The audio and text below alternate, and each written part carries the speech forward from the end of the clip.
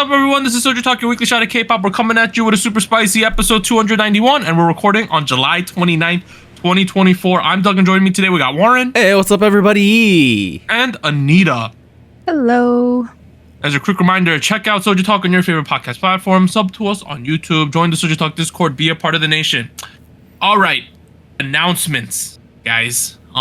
First thing, in the after hours, at the end of the show, we're going to be talking about the Olympics. So not super K-pop based, but if you like the Olympics like we like the Olympics, we're going to talk about it then. In terms of K-pop content, I got something spicy for y'all. Next week, episode 291. More or less, because the Olympics are going on, there's very little music next week, right? So we are going to skip a week of musical coverage. Don't worry, the songs that do come out this current week will be in contention for the following week, right? So in 2 weeks. So we're gonna round that all up. Yeah. But next week we are going to be doing an updated girl group tier list as the main part of our show. Oh shit! Oh shit! And we have made some caveats to make it even more of a dumpster fire. Back in the day, okay, let's talk about our history with tier lists. First time we did it, we kind of sat there, we tried to figure out what we thought was right. We kind of used some information, some quantifiable statistics, some metric. We made a tier list. We got shit on, right? Second time, we let all of the SojuTalk Nation vote and make the tier list via voting. They made a tier list, which I thought was fairly accurate.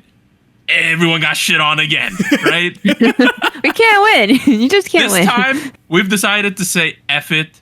We're just going to do it. We're going to go completely on vibes, on feeling. We're not going to have any numbers. We're going to just name girl groups and place them on the tier list where we think they go. And it is what it is. Oh, boy. Subjective. Oh, boy. It's going to be spicy. Tune in next week for our updated girl group tier list 2024. Boom. Okay.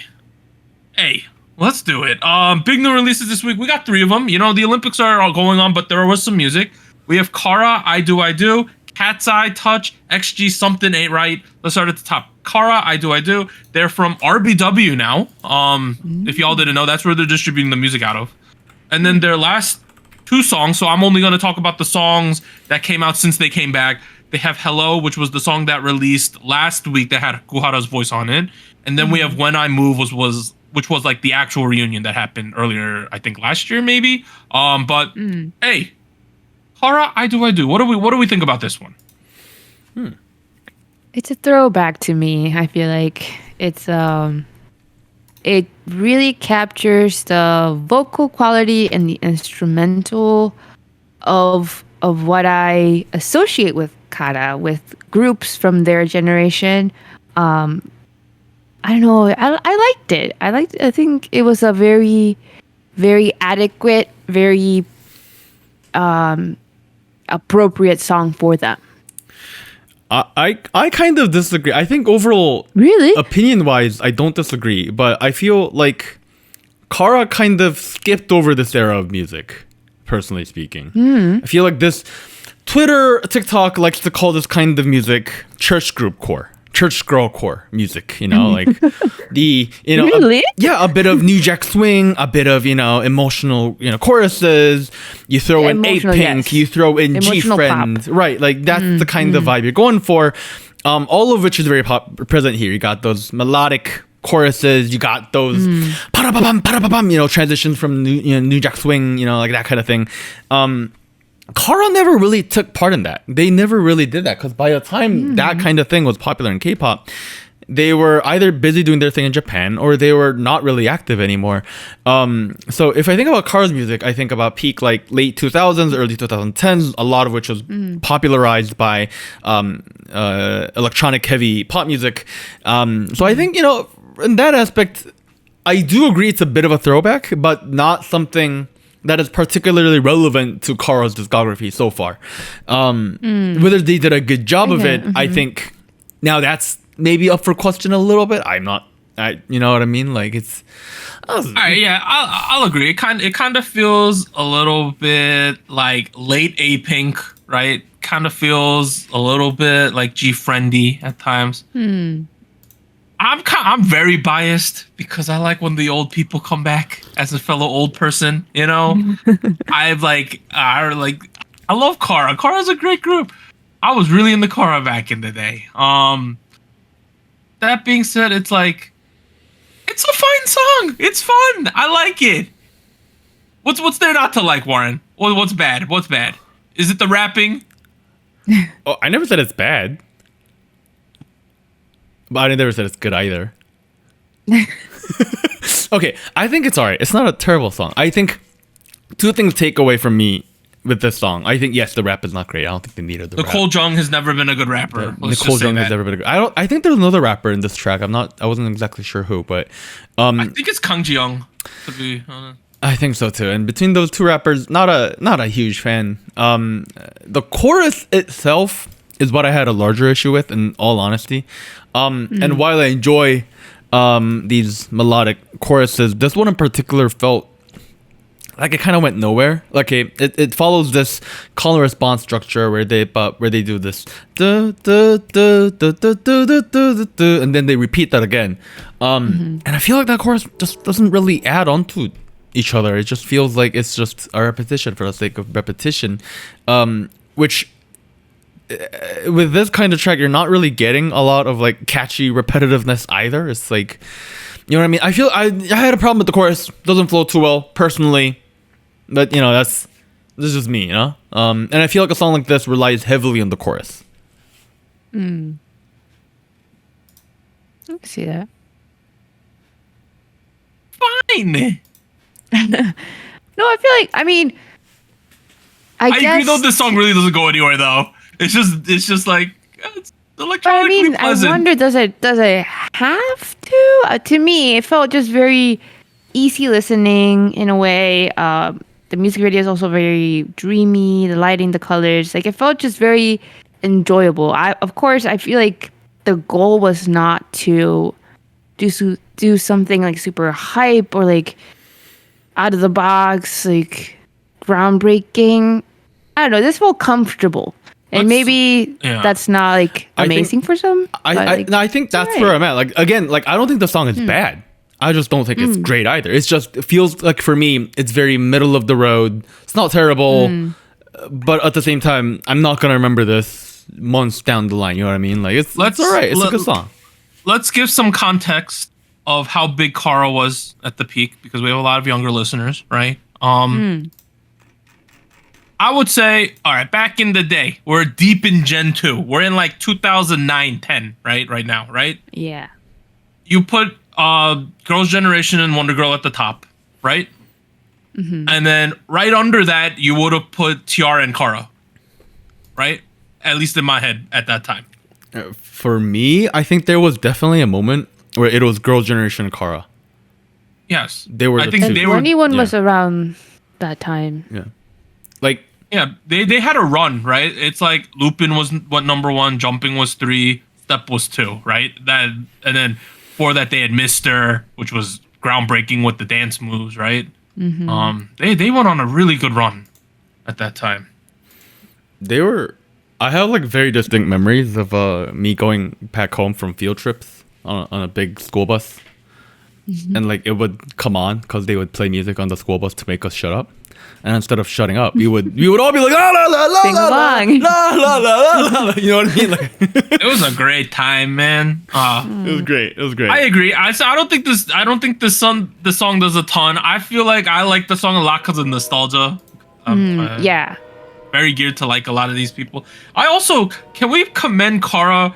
They're like a mixed family, like, you know, blended family right now, because we have people from the different various lineups and we just shoved them together, and I guess it's working, you know, because if y'all remember back in the day, like the classic lineup was Nicole, Gyuri, Seungyeon, Hara, and Jiyoung, right? And then Jiyoung dropped out and went to Japan for like 10 years essentially, right? Yeah, she just disappeared. And then they added and then Nicole also left at that time, right? And then we had the show to add Hoyoungji into it. And now they come back with the 5 remaining members. I think it's working well. Yeah. I think if I think about this modern OT6 era of Kara, I like this a lot more than When I Move. You know what I mean? Like When I Move was cool too. Yeah, When I Move was great too. But like this, you know, like, I think I lean towards this a little more. Where like When I Move it didn't feel ingenuine, but it felt like it was very clear, like, oh, like they want to do what, you know, all the K-pop groups have been doing in the recent couple of years, you know. This one feels more like, oh, they're an active K-pop group. They haven't stopped yet. They're continuing to do shit. OT6, you know? Yeah, like that's what it comes off, and that's what I enjoy about I Do, you know what I mean? Like regardless of how I feel, the impression I'm getting is When I Move wasn't a one-time deal. It feels more like, oh, we're not done. We're continuing to go at it, you know, like yeah. That's what I'm getting at it, and that's really nice. Bro, I had no clue that Gyuri and Seungyeon were 36. Okay, now you made young. I had no clue. That was very depressing for a second. That's not depressing. No, they look great. Are you kidding? Gyuri's always been. You remember? You remember? Okay, let's talk about this. Back in the day, back in the day, your company would assign you like a character, right? And you have a persona, and you had to act a certain way whenever you were on camera. And Gyuri's was like, I'm good looking. And I know, you know, that was like her whole vibe. And it was just like, I've seen her stuff lately. She's just a normal person, but she even talks about how cringy it was that back in the day she used to say shit, like really pretentious shit. The thing was, she was a goddess. That was the thing. Like, her goddess. She was like a goddess. Like other members would be like, oh, I'm the vocalist. Oh, I'm the dancer. And then she'd be like, I am the leader and the goddess of the group. And they'd be like, what the hell are you saying? Can we bring that back where kids are like given like really weird roles just cause, you know? Oh man, that would be interesting. It was a meme. It was supposed to be a meme, but it was fun. It was fun. And somehow it was to the point. It was to the point where everyone's like, "Well, she is good looking, so I guess we'll go with it," you know. But like, she was also like, "Oh, because I have inner beauty. That's why I'm a goddess." I'm like, I mean, like, I can't look inside Jelly. All right, man. And then they somehow translated that over in their Japanese activities. They were like, Megami desu. I was like, okay. Man, it was wild back then on like all the content we used to get. Oh, so wild. I used to listen to her radio. Like Shia and Shindong used to do a radio back. I know we hate that, man, but those two used to do radio. I think like from midnight to 2 a.m. Yep. And I used to listen to that because the context is it used to be Shindong, a comedian called Kim Shin-young. And those two used to have the radio show together, but at a certain point, Kim Shin-young had to drop out, and it got replaced with Cutie. And I was like, "What the hell is this idol kid doing here?" And then I was like, "Oh, she's actually kind of funny. Oh, this is nice. You know, it's kind of fun." So yeah, Kara, good to see him around. You know, it's fun. It's nice. This is tingly. It's not bad. It's not great though, tingly. right? It's tingly. All right, let's move on to a group that a lot of people talk about these days. We got KATSEYE, right? Oh boy. They released Touch. They are from the Hybe UMG/Geffen Records thing, which is kind of a mess right now. Let's not talk about certain people's opinions in their structure over there. But their other song was their debut song called Debut, but they claimed it's not a debut. So I don't know what we're talking about here. But let's talk about Touch. Off the bat, I'm going to say if your music videos are under 230, they're losing points with me instantly these Automatic deduction. Automatic deduction, like at the Olympics. The degree of difficulty is less. Let's be honest. Degree of difficulty is less. Okay. How can we just phone it in with like 2-minute songs now, guys? I don't know what we're doing. With 6 members, we got a 2-minute song. Can I add on to that and say, like, a song can be 2 minutes, 11 seconds and work? Like, it's a possible thing. But they made certain creative decisions here that make it feel short, and it just feels like it's not fully developed. Like, for example, if this was the intro to a 14-track album, I take that. Yeah, that would be cool. Oh, but an intro? Right, like a track number 1. You know what I mean? Yeah. Like, I would take that. Unfortunately, it's a single, and I'm supposed to listen to this on loop, in the context of nothing else. You know what I mean? Like, it's... But yeah. Yeah. I mean, so it is very short, right? But I did feel like the vibe that I was getting from it, the beat, the sound, to me felt a little reminiscent. Felt like a nod toward the more popular like Pink Panther sound. And granted, her songs, that type of music tends to be kind of short. So I don't know. Maybe they were trying to go that route, and the beat itself I thought was pretty nice. I thought it was enjoyable. I like that genre, so maybe I'm a little biased, but it did. I don't know. Maybe it was a matter of like a little bit of poor execution where I noticed that it was very short. Like I came to the end and I was like, oh, I thought we had like at least another 30 seconds to wrap it up a bit more nicely, like a bridge at least. I mean, but like let's go back to Pink Panthers because you pulled her out as the example of an artist with short songs. If I think about Boys a Liar Part 2, which is obviously was a huge hit, a great Spice, collab, poop lady right now apparently.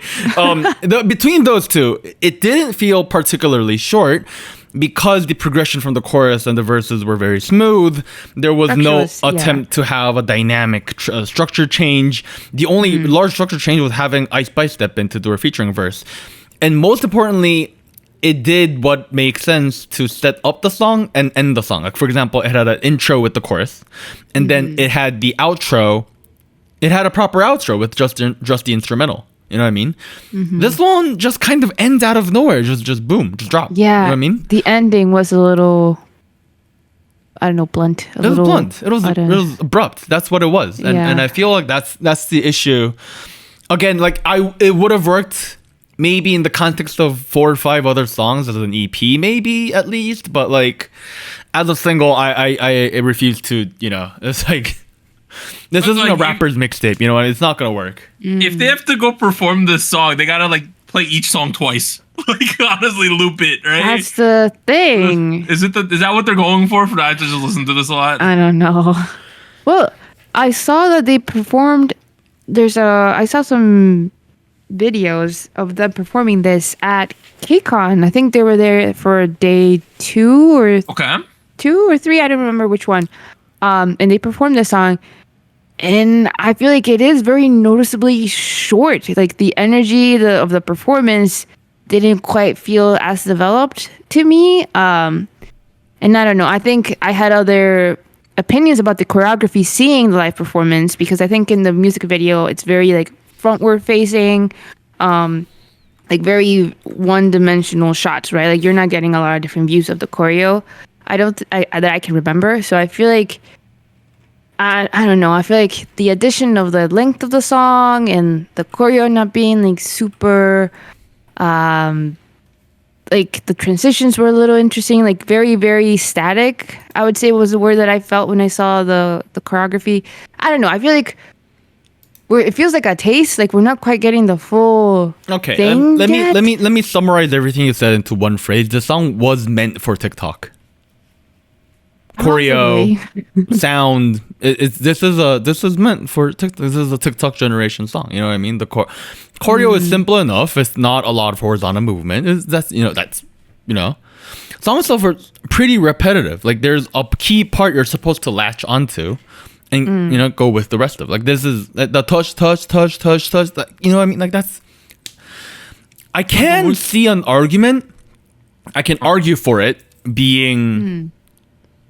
Like don't get me wrong. There are definitely examples of repetition that work well. You know what I mean? Like take Brat for example from Charlie. Yeah, like there are a bunch of tracks on that album that rely heavily on short pieces of repetition, back to back. Fall in love again. Triple S laws. All the laws. No, fuck that. I like the laws. No, fuck that. I'm kind of turning around on the laws. You're saying that just to piss me off. Hey, there's something about this song though, and about this group. It's kind of intriguing. I don't know why. Like, it might just be the diversity, which I really like in this group. Because I have no right. Yeah. I have no pull. This group doesn't pull me because I didn't watch the show. I did not watch Dream Academy. Right. I know no one in this group. But I think they're doing good. There's something about seeing like a majority non-Korean group, it's just like, oh, this is kind of fun. I like this. I like the diversity. Yeah, it's cool. I like it. I think they're doing good. You know, I like think, sometimes some people were like, man, if we get like non-K-pop trained people, it's gonna be a mess. It's not a mess. They're doing great. No. I'm worried more about Vicha. What's going on there? Because they ain't posted on SNS. Like, that's scary. But with KATSEYE, I feel like they got something cooking right now. I just need to see more. I feel like okay. Oh, go ahead. No, you go.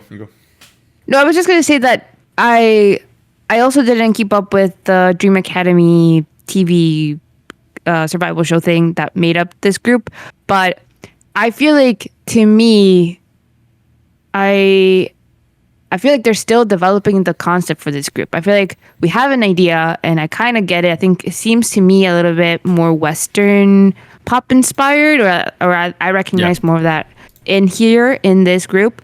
I just wish they would add a little bit more, because I feel like the market is always going to be saturated, and if the group doesn't have like a more distinct sound or a more distinct concept, it's hard to really like break out. And right now I feel like the songs are, I feel like as I said, it feels like a taste. It feels like we're just getting an idea of where they want to go, but it's not fully there. So I like it. I think it's interesting to see how this will develop, like with Vicha, because I feel like Vicha has, to me, a little bit more strong of an identity, or like I can understand the development of that.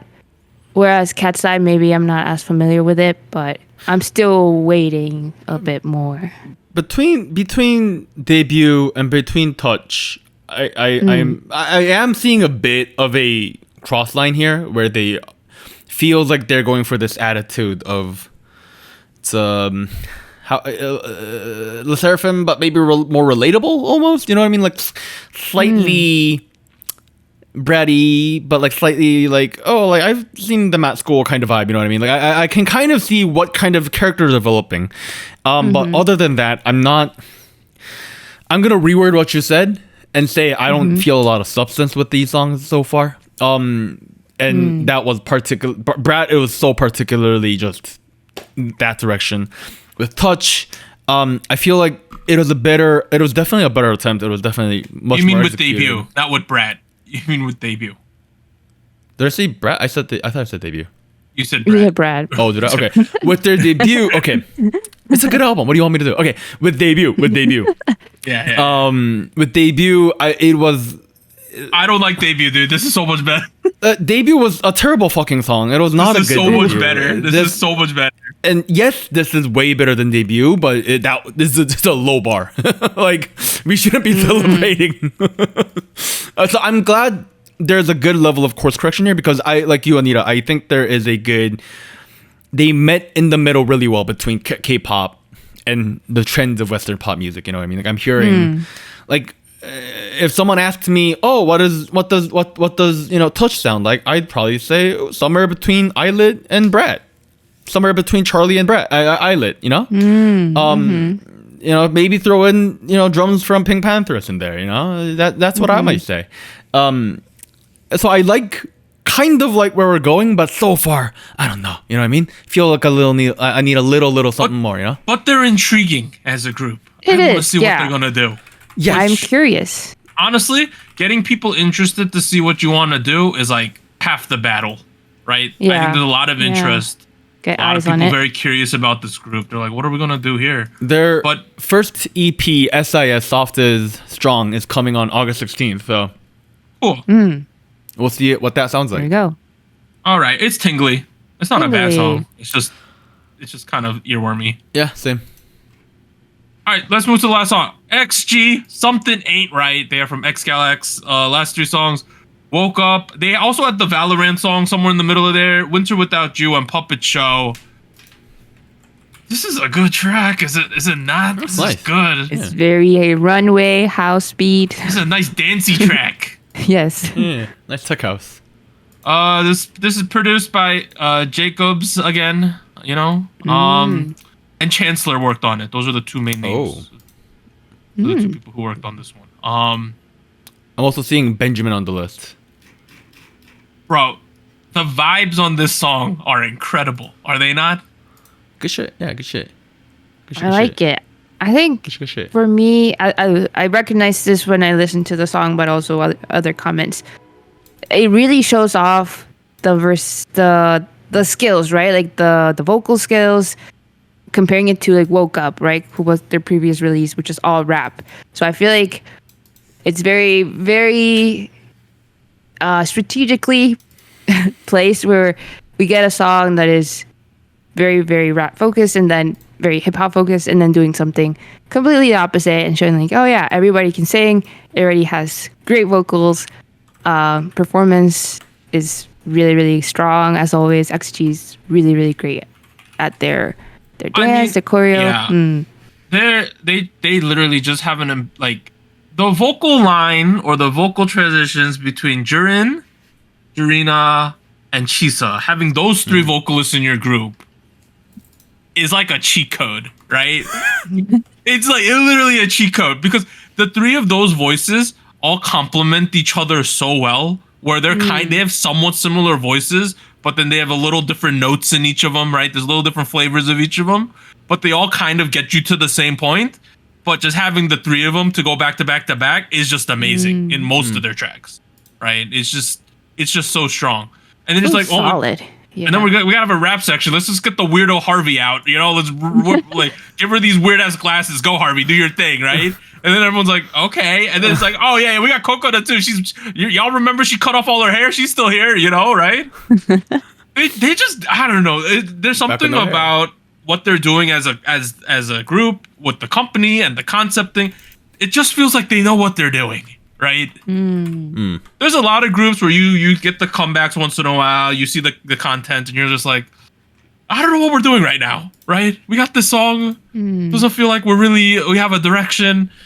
Something about the way XG comes out, the styling, the songs, it just feels really clean, like the whole thing, super streamlined. I feel like I really like it when XG does these like pop heavy songs like not the rap ones. Well, I like the rap ones too. I think I guess I like all of them. You know what I mean? Like, like Puppet Show was good. Left Right was good. Something Ain't Right. Yeah. I feel like it's kind of in that vein of songs where like it's it's inspired by EDM, but not the techno heavy. Well, this is techno house, tech house. Deep house, you get that kind of thing. But this one in particular leans heavily a lot more into the garagey, grungy 90s EDM. And I think that's what's really cool. It's got this nice, like, we're from Michigan. This is straight Detroit music, you know what I mean? And I think that's what I really like that.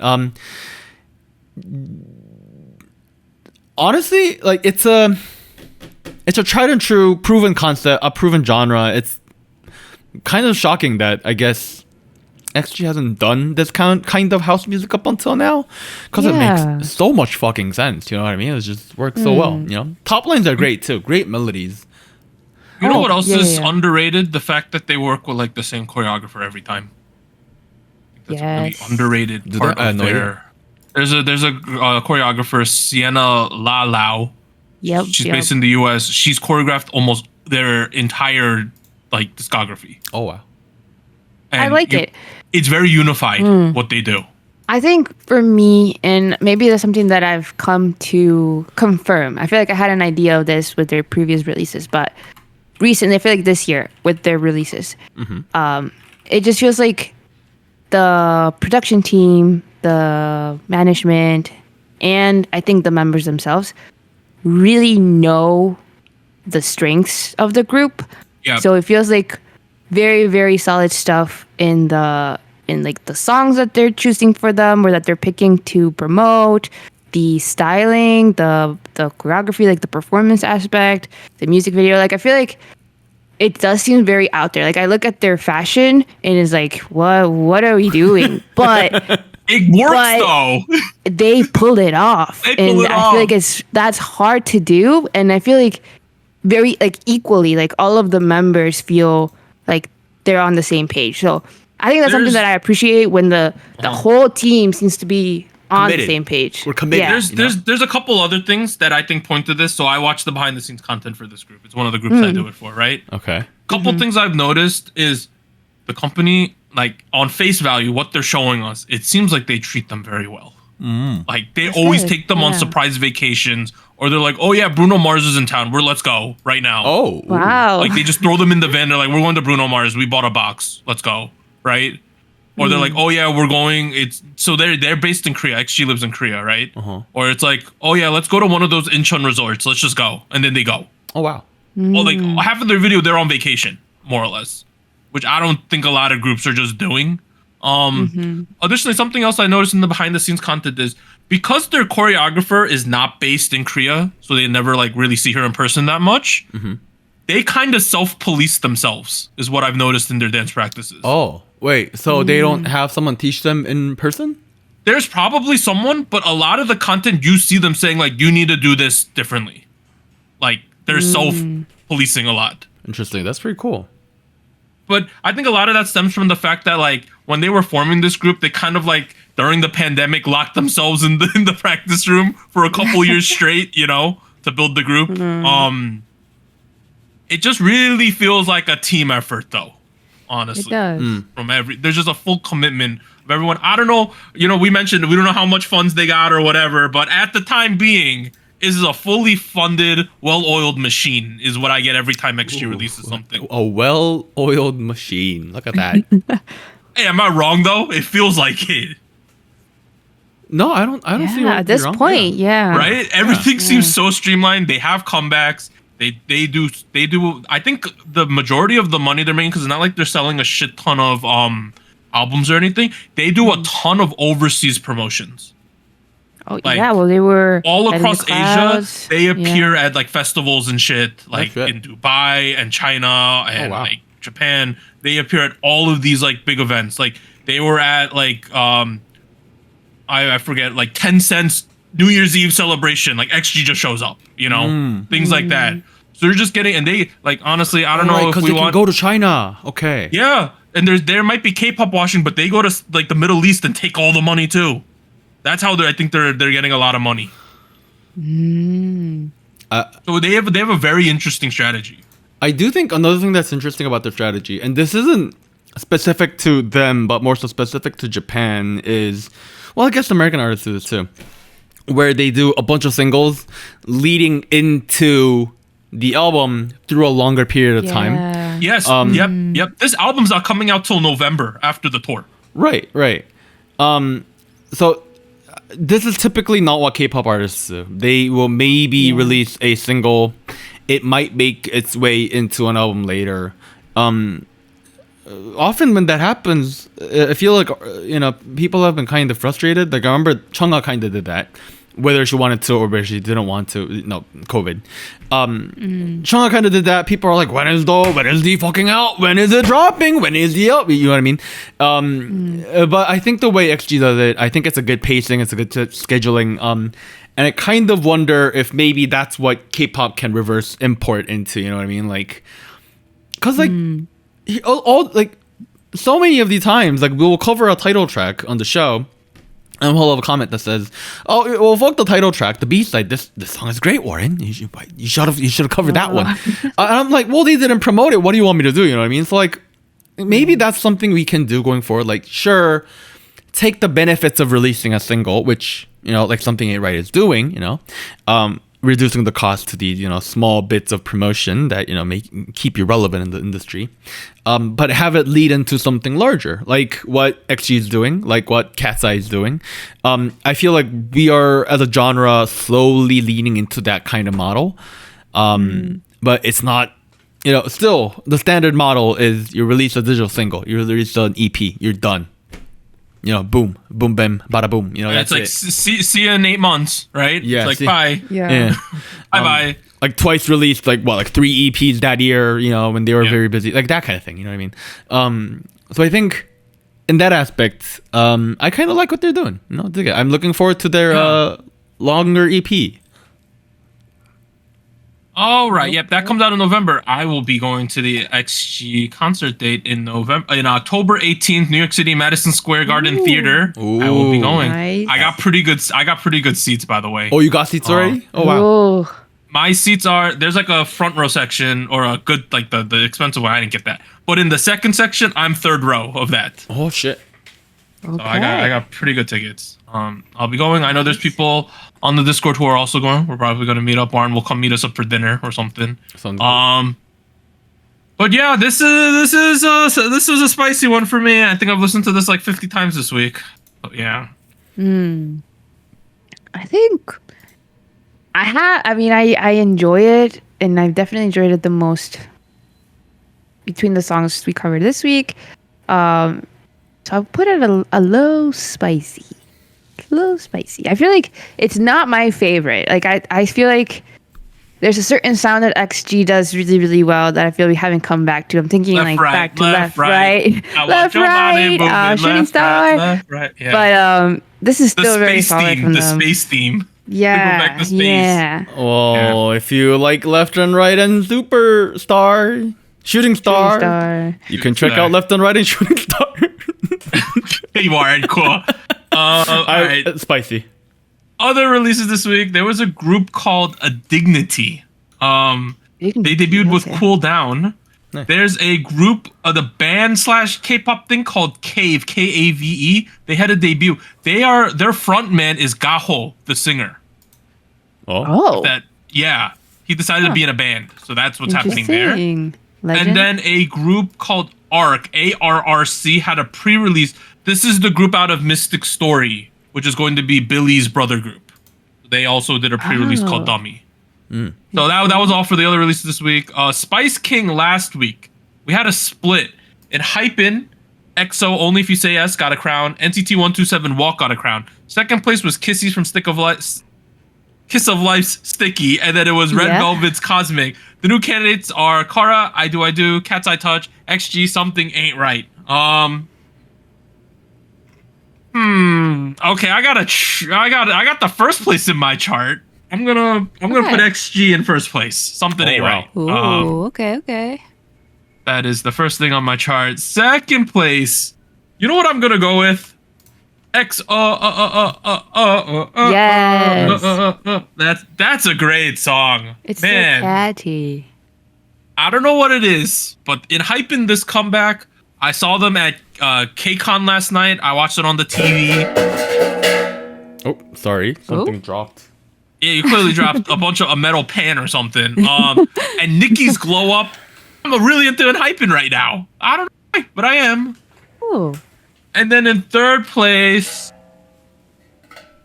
I'll put NCT 127 Walk. And that is my chart.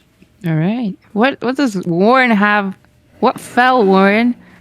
What is that? The cable tray holder that goes under my desk. Oh my Holds god. my cables.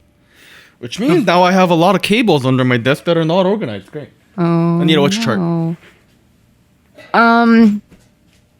I'll start from first place as well. For me, I also have in Hypin EXO, Only If You Say Yes. I don't know. I really like the sound. Is that your first for them. place? That's my first place. Okay.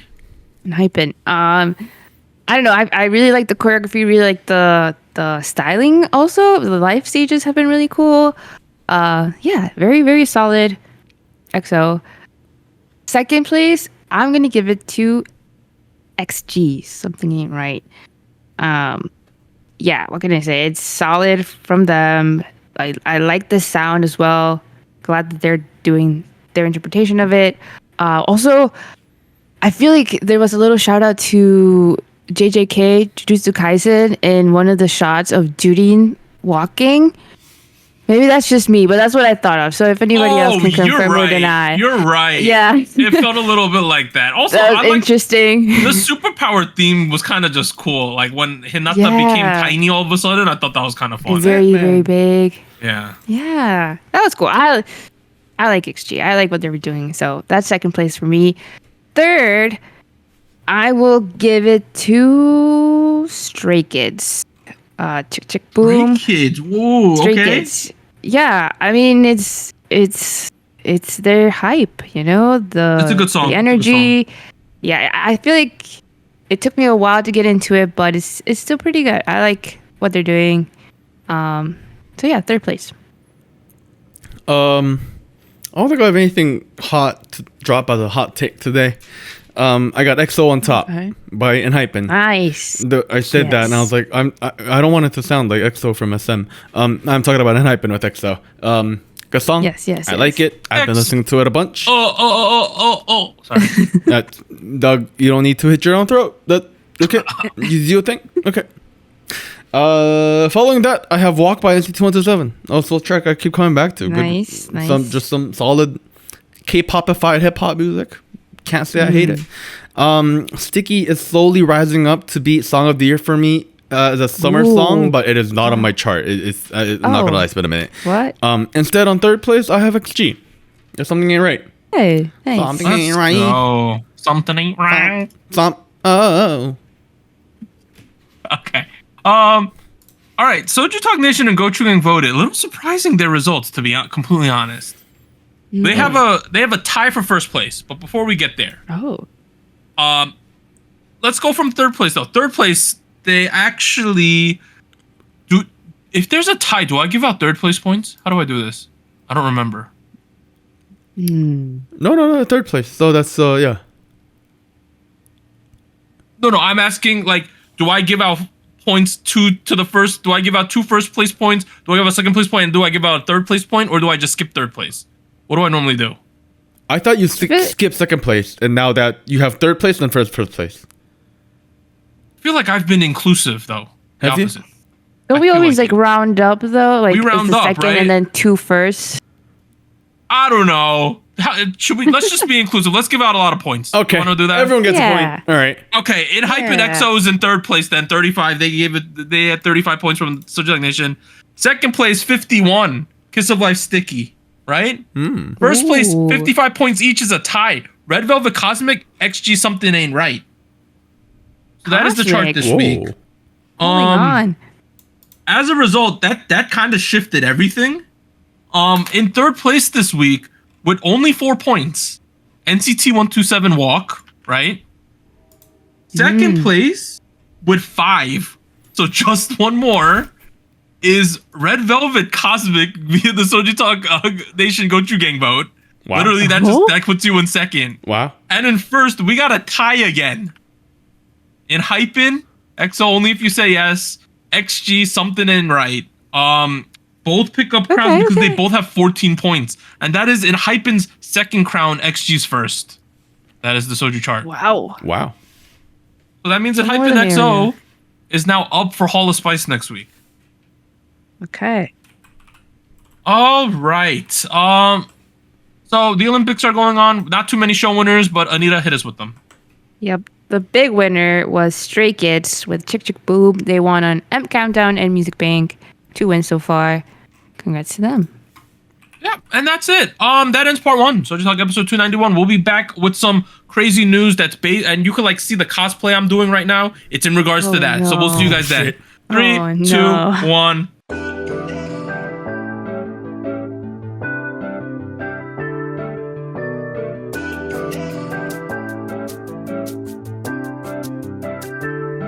Hello, SojuTalk Nation. This is Anita here with a quick PSA. If you would like to support SojuTalk Kpop Podcast, please like, subscribe, or follow us on whatever platform you're using. And consider joining our Patreon at patreon.com/SojuTalk or donating to us at paypal.me/SojuTalk. On behalf of the crew and myself, thank you. Now back to our regularly scheduled episode.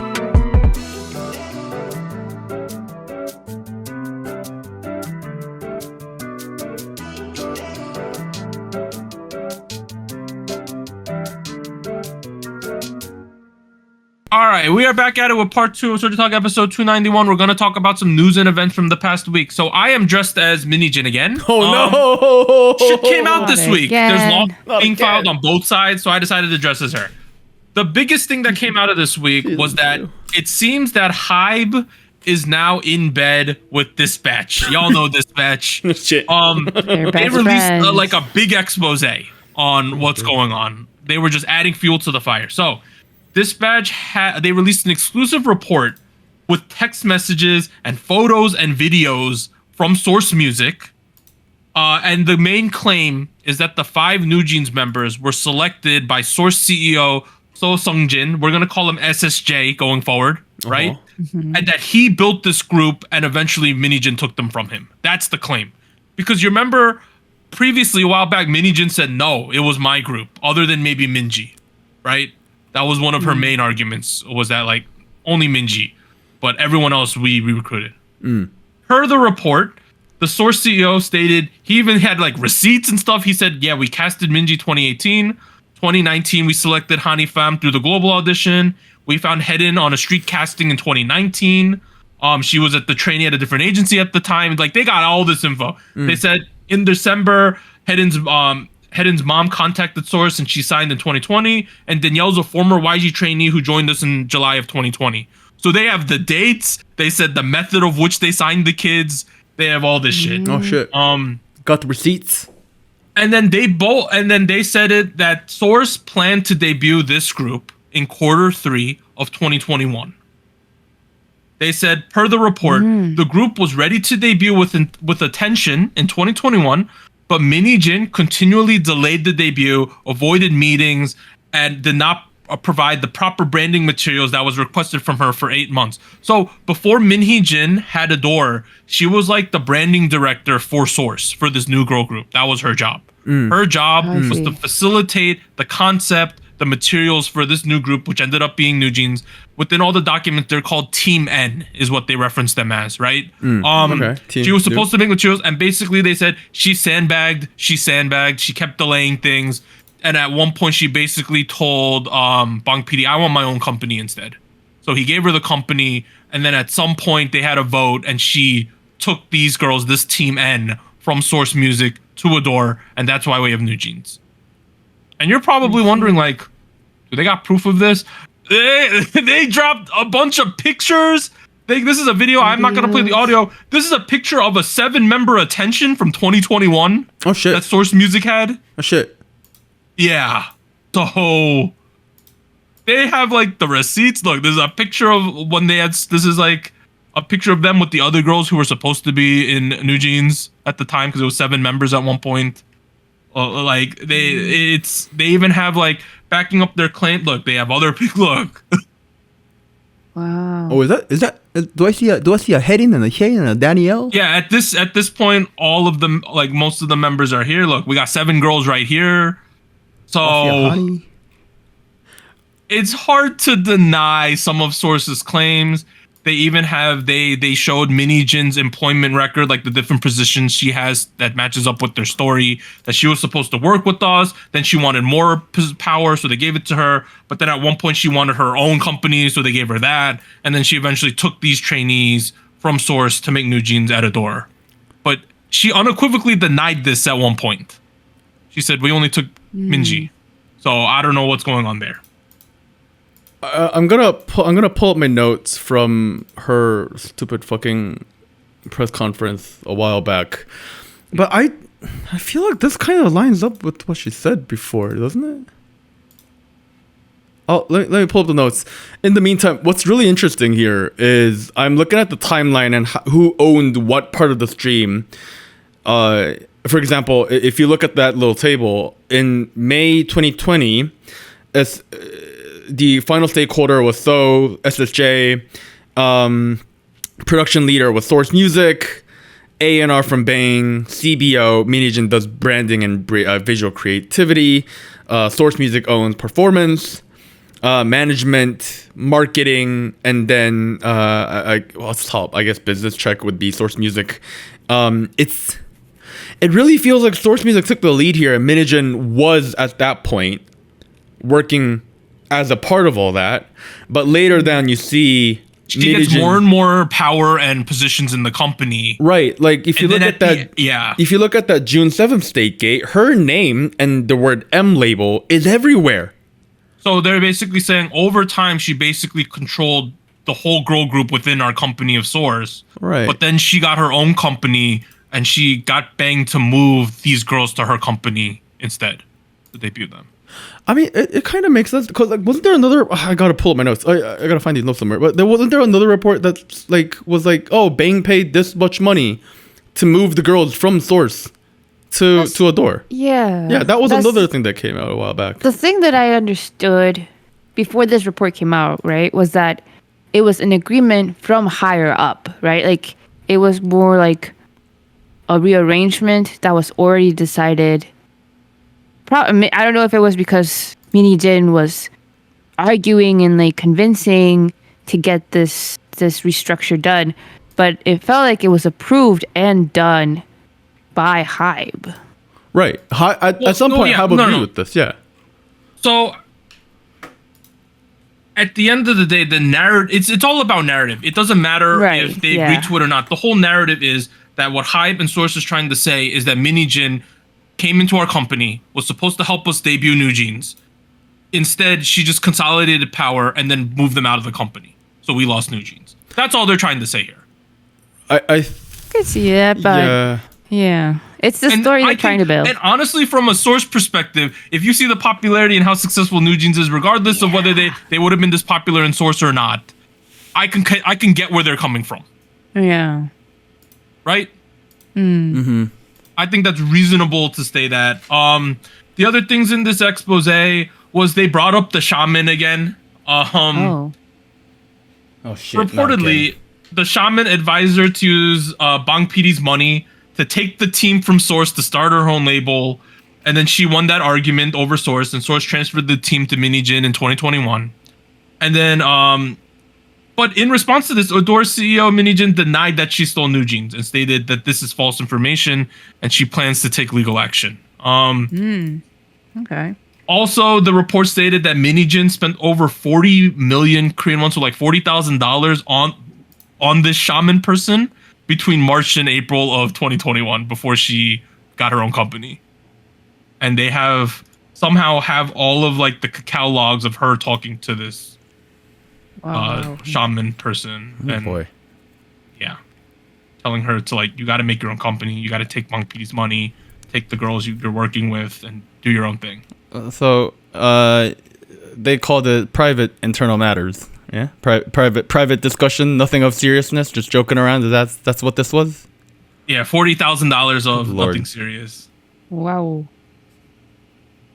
Yeah, I don't know. It's a weird situation. It's like they're just dragging each other at this point, but it kind of feels like. So let's keep going. So she announced legal action against HYBE, Source Music, and Dispatch for leaking private messages through illegal means. She's claiming that when they eventually got my computer and shit, that they like were able to recreate my messages and illegally get the data and now present it to people when they shouldn't have it. She's basically saying like, I don't know how they got access to all my shit, is what she's more or less saying. She's also trying to say that it's bad practice to be releasing trainee footage out there, which that's a fair point, I think. Yeah. Right? Yeah. So she's saying things like that. She's pissed off about that. And then she also showed like, I complained about potential plagiarism in 2021, back when we were making this group. So basically, this plagiarism concern is more or less at Source, there was 2 girl groups in the pipeline, right? Mm-hmm. Team N, which is New Jeans, ended up being New Jeans. And then another team, which ended up being Le Sserafim, right? Mini Jin, back in 2021, when she and those 2 teams were all at Source Music, she said, we used to have meetings. I would talk about the concepts I want for New Jeans Team N, right? I would talk about the concepts. And she said every time I would talk about some concepts I wanted, whenever we heard about the plans for Le Sserafim, they would always change to be similar to my own concepts that I had for New Jeans. That's where she's stating, she's more or less trying to say that there's a history of me complaining about other people at HYBE starting to like steal my concepts for their projects. Which, I don't think that one holds too much weight, to be honest. Hard to prove, yeah. I think that's extremely hard to prove. But then, Source Music came out. They're like, F Mini Jin. We're gonna sue her too. Like, basically. Yeah, so I don't know. They're just at this point they're just kind of like it seems like Source and Hybe are like, look, Mini Jin stole New Jeans, but at the end of the day, Hybe's the one who signed off on that. So I don't know why you're bringing this up. I could get why Source is pissed off, but I don't get why Hybe would be pissed off because they signed off on it. Well, I mean, right now it's not a great relation, right? Yeah. So I feel like and at the same time, Mini Jin's like, I might have done that, but you guys shouldn't be releasing illegal messages that you shouldn't have of mine. So it doesn't even seem like they're disagreeing about the fact that like at some point the girls were at Source and then got moved over.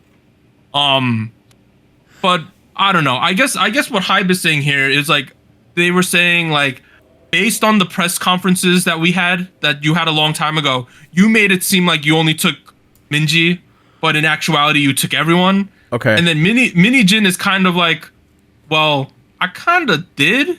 But why are you telling everyone? You know what I mean? No. I'm reading off of a transcript of the press conference right now. She never claimed that Minji was the only person she took. No, I understand that. But what I'm saying is that Hybe and Source is trying to say you made it seem like that by only mentioning Minji. You get what I mean? In the press conference, she openly said that they recruited Daniel, Heron, Hain through an audition that she branded and was chosen between her, Bang, and SSJ. I guess that's SSJ. What I'm saying is that that's all true, but it's not like she said we took them from Source, like outwardly. Do you get what I'm like? No, well, she was never gonna say it like that. That's what I'm saying. That's why Hybe is saying this now. Oh, okay, I see what you mean. It's like it's not that none of this happened. It's just that Hybe is like, let's be clear here. She took them from Source. That's the story they want. That's the story. The story they want. Okay, she worded it as, "Oh, we moved them from that company," and which is the same thing as she took up. It's just like you know what I mean. So Hybe is just being like, I don't know. Hybe at this point is just trying to like drag her a little bit. So they're like, look, she stole them, and Mini Jin's like, I might have, but why are you telling everyone that I did that? You know? Okay. But then at the end of the time, Hybe is like, well, why are you talking shit? Because we signed off on it, but let's act like you're being so mean to Source, right? So it's a mess. They're all just gonna sue each other about this. But at the end of the day, this shaman thing seems ridiculous. 40K. The shaman is ridiculous. Yeah. And the also ridiculous thing is, based on the chat log, she followed everything the shaman was suggesting. Wow. So the shaman told her, take Bang's money, make a group with the girls you're working with. It'll work out great. And it worked. So who is the shaman? Can we talk to this person? And there were some rumors that the shaman like disappeared, like Mini Jin can't find her or whoever they are. No anymore. way. They like ran away because they don't want to get involved in this, you know. Oh yeah, I'm sure now. I don't know what's going on. I feel like there's not a lot of stuff with substance here. Like, did she take the okay? For me, the core of the issue has always been Minijin is trying to independentize Adore away from Hybe. That has been, she was trying to take over Adore. That's been the core of the issue, and we've been so far removed from that situation. And I'm like, yeah. Let's keep going. Where's that police report? Yeah. So let's talk about reactions, right? Minijin legal action against Hybe and Source, saying you got my messages illegally, you're posting them, you're posting footage you shouldn't, whatever, right? Okay. Source is like, no, F you, we're gonna take legal action. And then Hybe was also like, yeah, F you, we're also gonna countersue you for false accusations. So she might have 2 more lawsuits. Okay. And then during all of this, the CEO of Hybe, Park Ji-won, just resigned. He's just like, he decided to not be the CEO. He's gonna stay at Hybe, but he's like, yeah, I don't want to be a part of this mess anymore. He's stepping down from his position as CEO. It's worth noting though, he put in his letter before all of this went down. Before all of this, because there were like some money moved around, and a part of it, he's like, all right, I'll step down as CEO. But just the timing, everyone's like, what the F is going on here? He's one of the major players in this. And we thought it couldn't get any more messy, right? But now the New Jeans parents are dragging Source. Oh, I heard about this. Everyone's parents outside of Hani's, because they're probably in Australia, right? Chilling. Are starting to their parents are starting to give interviews dragging Source. So I have it up here. Like, okay, I don't want to go through this. Let's give some summaries, right? Okay. So here's my caveat about all of this, right? Regardless of what I'm going to tell you that their parents said about Source Music, right? None of them took their kids out of Source Music. This is true. Regardless of what they said the shit conditions were, how bad it was, how tiring, how disgusting the conditions were, none of the parents pulled their kids out of this group. They all went through with it. That's my only caveat to everything that's going to be said. Okay. Right? Okay. If you actually cared enough and you thought the conditions were that deplorable, you would pull your kid out of this situation. I'm gonna guess they said the situations were deplorable. Yeah, so Minji's mom said at the dorm there was cockroaches. She said I wasn't allowed to see Minji for an entire year. Because parents weren't allowed in the dorm. She said when I finally got in the dorm, there was mold everywhere. She said that she had to work so hard that she didn't come home before 2 a.m. And then after she came home at 2 a.m., then she had to go to school at 6 a.m. And things like that. And then her mother emphasized what allowed Minji to endure, even in that harsh environment, was her strong will to pursue her dream. Yes. Oh man. That is. Pursue your dream. So, dream. I don't know. You know what I mean? It's like you didn't pull you're talking about how shit it was, but you didn't pull your kid out of the company. So. I mean, the thing though, I hear the parents, right? Like the accusations, how they're describing their situation, right? I don't know what the standard is nowadays, right? Like if you go to any company, right? Like, oh, I'm sure it's gonna be shit. Is this standard? Is this bad? Worse? Like, I don't know. So I feel like that's something to also take into consideration. And I feel like if that's the case, right, then I feel like the benefit of the doubt would be that they thought it was bad, but they didn't know what else to do. I don't know. No, it's an interesting situation. I don't have any sympathy for these kinds of statements because you could have pulled your kids out. You didn't. So I get that the conditions were shit, but you allowed them to continue to happen because you thought your kid debuting was more important. I'm not going to comment on that because I don't know the details of that contract, whatever they signed. That's all I'll say. Like, there may have been situations where they were not able to pull kids out of that situation. That is also something we should probably think about. A lot of the rest of the interview, I'm doing a quick scan right now, feels like I lost trust on Source and Hive because of this and that. Including the situation of them being trainees. Like, there's other stuff in here too. Okay, here's so some of the other parents talked, right? The main thing that they're complaining about, the other parents are talking about Source in general, is that there was a lot of uncertainty about when New Jeans was to debut because a lot of them sent their kids to New Jeans under the preface that this would be the next group at Source to debut, right? They said, I'm sending my lovely Danielle to this school to Source so she could debut in the next girl group, right? And then they later told me, oh no, we need to debut another group before this group, La Seraphim. Right? Which ended up being La Seraphim. So then, once that happened, well, they were like, well, F this company. This argument, I understand better. Basically, they're saying that Source pulled the rug out of them by saying, we're going to debut your girls in this Team N thing, whatever it turns out to be its New Jeans. But at a certain point, they hard pivoted and they decided to debut La Seraphim first. And one of the parents mentioned they decided to pivot because they signed well-known people, i.e. Chaewon, Yoonjin, Sakura. So they felt they had to debut that first.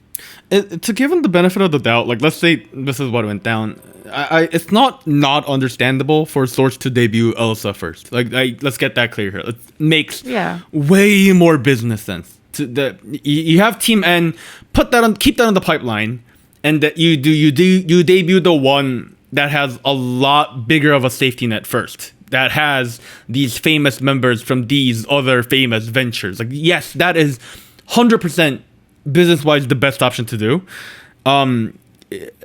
My only caveat there would be, okay, well, you should have at some point talked with them about having to make these changes, get them on your side, because like...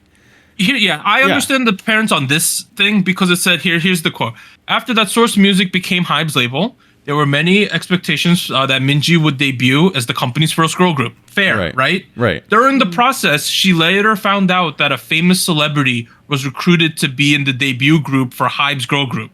Minji's mother explained, quote, when the debut order suddenly changed, we were in danger of being mercilessly abandoned.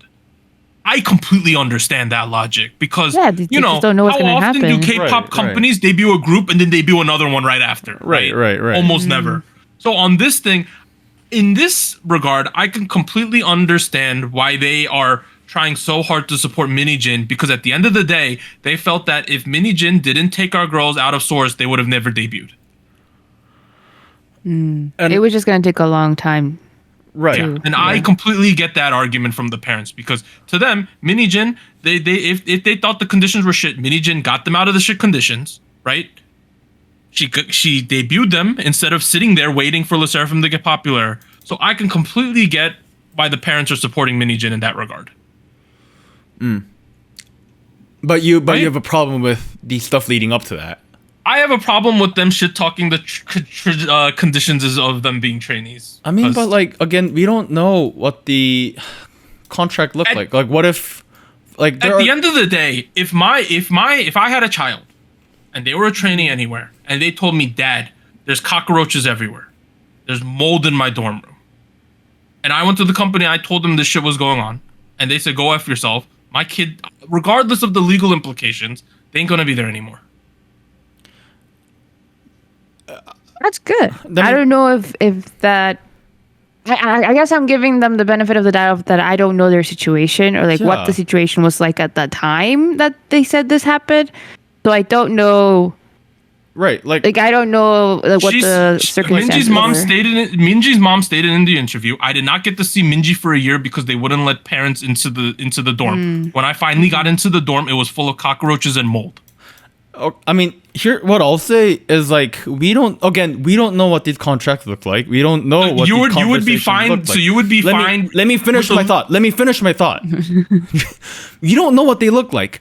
If I'm not well off, I'm not prepared to have a legal battle with a giant company for pulling my kid out of the situation. If you had no money, you would be fine leaving your kid there. Is that what you're saying? If I don't have money to go on a long legal battle with a large company, you can't just pull the kid out. I completely disagree. I mean, to be fair, I don't know what's the typical situation for trainees nowadays. I feel like back in like 10 years ago, is not mold and cockroaches. I would hope not, but I don't know. Knowing most homes in Korea, this is not typical. This is below typical. That's what I'll say. I'm saying, okay. Theoretically, if I was a parent, yes, I would like to pull the kid out. Yes, I would like to do anything I can to do, like, in order to pull them out of shitty situations. I just can't say what the implication for them that would look like. You know what I mean? So that's where I'm giving them the benefit of the doubt. Like, if they threaten legal lawsuit, or if Minji called me and she goes, Dad, it fucking sucks ass here, but it's okay, I can do it. You know what I mean? Like, is my kid gonna hate me? No. What I'm trying to say is, it's just easy to say this shit now that they've debuted and make millions of dollars. That's what I'm trying to say. Yeah. Everything that's been my whole point. So is that weird it's right just now. so easy to say this now that things are going well. Yeah. Well, in the same regard, I was having this thought to myself now because I'm just thinking of the logic, right? Of like, yeah, they had to debut LE SSERAFIM first for these reasons and all that. It seems to me like there was a logical decision, right, made at the time for like why things had to be done this way, and everybody was kind of okay with it. Like HYBE was involved. No. The higher up at HYBE's were okay with it, of course. Yeah, and I think to some regard, Source must have agreed, maybe like forcefully agreed, but they did. And I feel like now it's coming up of like, wait, but we actually weren't okay with it. And I feel like, yeah, of course, now it's the time to say this. Okay, wait. So you're saying Source was not happy with LSF debuting first? No, not that. But like the whole rearrangement. Anita is saying that the whole arrangement that, hey, we pulled in these LE SSERAFIM people for LE SSERAFIM, we're going to debut them, and then your kids are going to debut. Anita's saying at the time, they might have been like, okay, it is what it is. But now that this is all played out, she could be like, you know what? That pissed me off when you guys did that. Right. And which I feel like it's very, this is why I feel like the videos, the photos, the Anita's saying it's very easy to have revisionist history on what you felt at certain points. That's right. Yeah. Oh, that's true. Unless they provide physical evidence of them being dissatisfied. But like, yeah. How are you going to do that? It's hard now. I feel like the thing is, yeah, at the end of the day, unless they provide actual evidence, like, I mean, like, there's nothing they can do. More really. of she said, they said, he said that, they said that, she said that. Because at the end of the day, with the roaches and the mold, it could have been mildew because she didn't wash her laundry because it was the summer, and it could have been one cockroach. I don't know. You know what I mean? I don't know. It could have been them spilling chicken sauce on the floor and they didn't clear it up properly.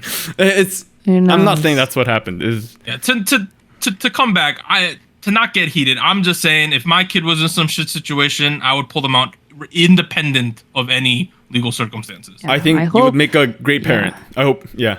No, like literally, I would. I was saying, and I hope that trainees are not in this situation, right? No, they are though, because they think the struggle is a part of it. Honestly, I mean, all I'll say is like if I think about all the students who are in terrible fucking 고시원s and hagwons like that, boarding schools in Korea, and their parents know they're going through shit situations with mold and cockroaches all over the fucking floor. Like, yeah, it's terrible.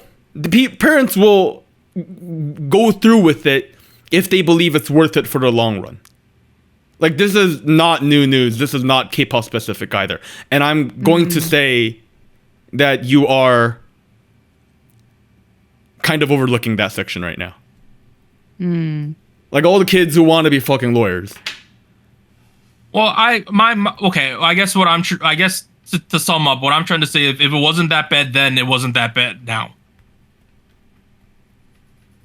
Okay. Yeah. Right? You get what I'm saying? That's my whole argument. If it wasn't enough for you to complain then, why are you complaining about it now? We're like 5 years removed. We don't know if they complained though. That's the thing. Like, maybe they complained to Source about it. Nah, she would have said it in this interview that I told them to clean it and they didn't. You know, Come on, that would have been more fuel for the fire. It's just that there will never be hard evidence for. They could say whatever they want right now. They could say like the dorm was a bunch of hobo encampment. That's where they lived, you know?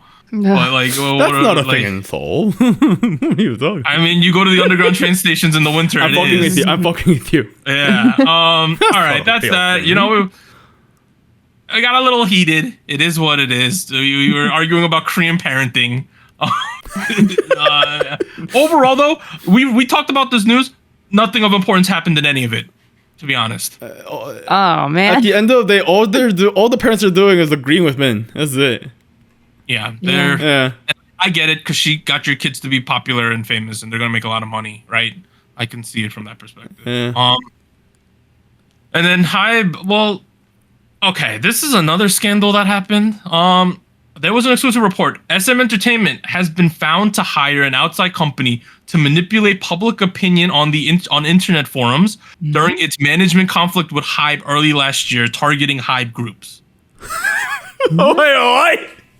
What? No. So SM reportedly was hiring internet trolls to shit talk and target HYBE groups. Oh no. So a PR agency created a chat room that included employees of a sensationalist media company, so like internet trolls, right? And this chat room also had executives from SM in it, according to Telegram logs. Fucking yikes. So SM was apparently paying internet sensationalists and trolls and Akpol people to shit talk HYBE groups in order to make the public think that HYBE acquiring SM would be a bad, HYBE acquiring SM would be a bad thing. What? Oh my god. Okay. So they were tasked to create public opinion in favor of SM in the HYBE versus SM conflict. The idea was to not create only virality, spreading information in its favor, but also reverse virality, spreading negative news about the other side in the conflict. Okay. Sounds ridiculous. In total, there were 6 people, 2 SM employees, the director of something, and then 3 representatives of the viral company. So it's a PR firm, the actual people who are going to create the sensational news, and then 2 SM employees were in this chat room talking about what we could do. They wrote a bunch of articles and posts in order to dissuade people from siding with HYBE in this conflict. They said one of the ways we did it was to keep mentioning groups that HYBE disbanded in order to make them feel like, hey, if HYBE acquires SM, they're going to disband your favorite SM group. So they made references to G-Friend, Newest, Pristine over and over again on these forums. Can you believe that? This sounds fake. This sounds like not fake, like it's not true. Fake, like I can't believe it's real. Oh my god. Isn't this nuts? It's fucking nuts.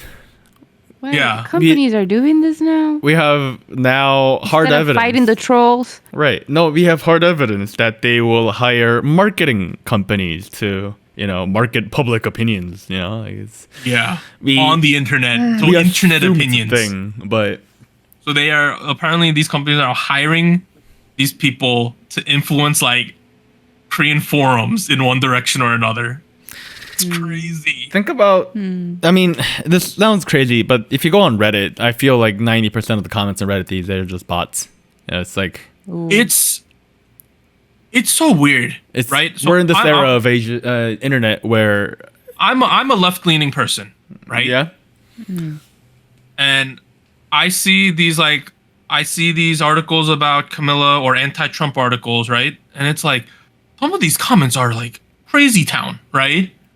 And then I see other like more conservative posts about how Donald Trump's good or Camilla's bad or whatever. And then it's like I see the comments there and I'm like, a lot of this is insanity what people are saying on both sides.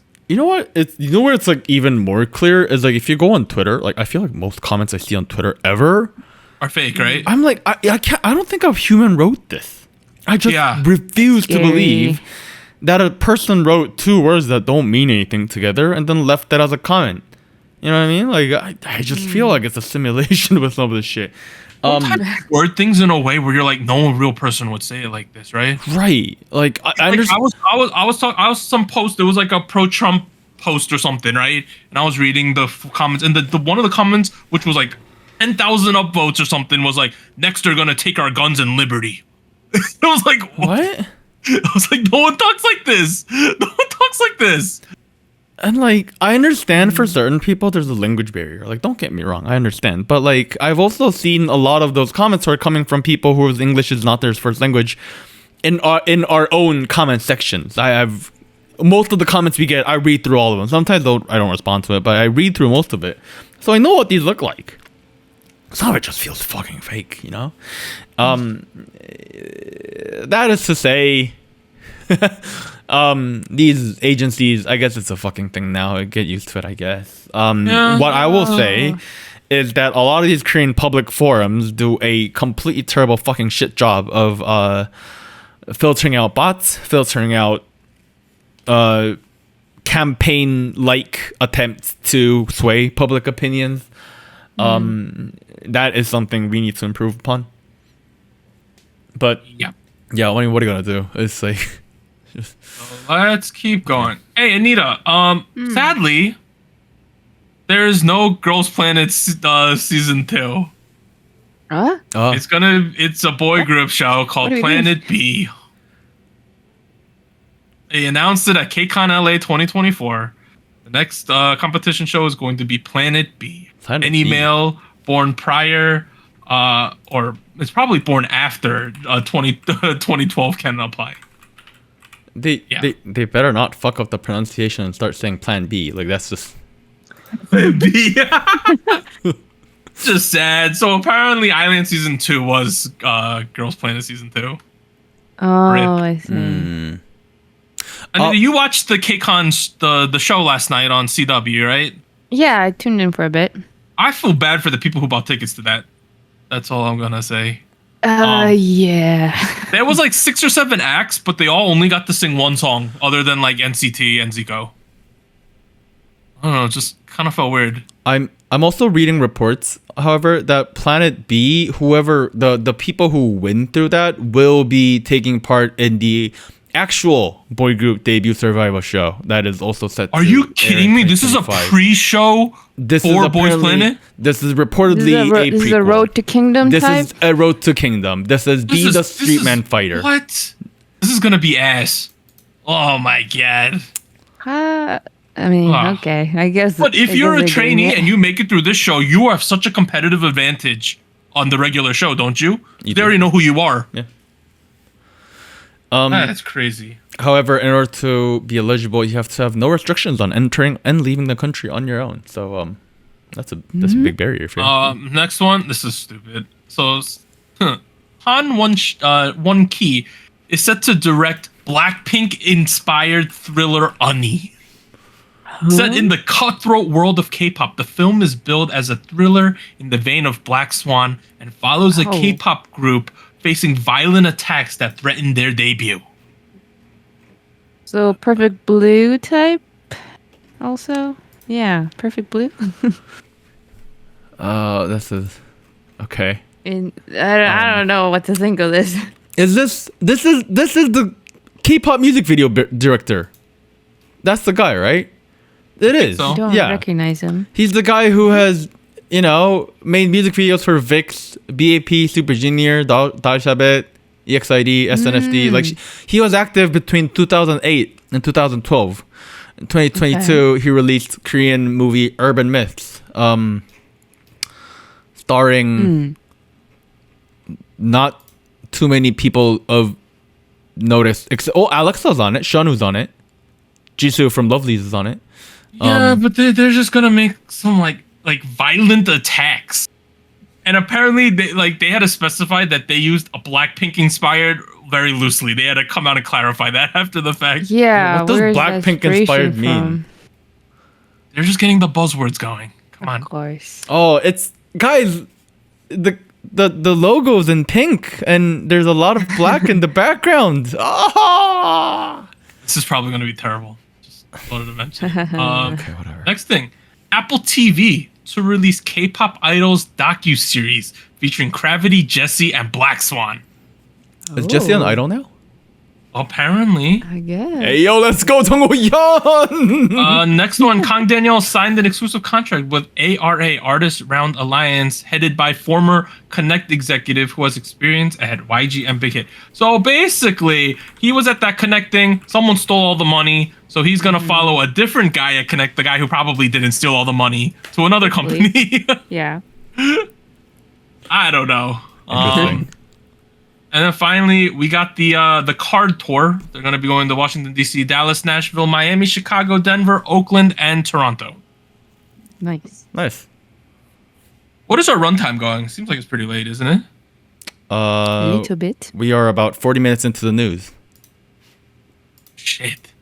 We got very hype about this speculation about cockroaches, right? It was a discussion for sure. Hey, have you ever had cockroaches in your New York City apartment? I have, and it was gross. I saw in the first year. It was fucking disgusting. It was terrible. Oh, no. You get anxiety then, right? Like, oh my god, are there more of them? No. Yeah. There's a It's fucking terrible. sound. Like that's it's the fucking sound. Okay. It's terrifying. Don't talk In about it. all honesty, seeing it was not the issue. Like I saw it move and I was like, okay. I mean, I guess I live in New York, might as well.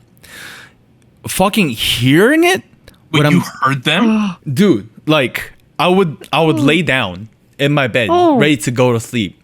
And No. I would hear like little like Oh no! What? noises from the fucking ceiling and the walls. Moving out immediately. And like, what? I was like, oh shit, I guess this is what I have to listen to while I'm going. That's what New York City's like, Anita. It's rough. But you know what? Warren persevered, like the New Jeans girls persevered. So maybe my argument is wrong. Parents did not pull him out of New York. Okay, I was wrong. I apologize. Okay, next week though, in terms of music, there's a B2B subunit.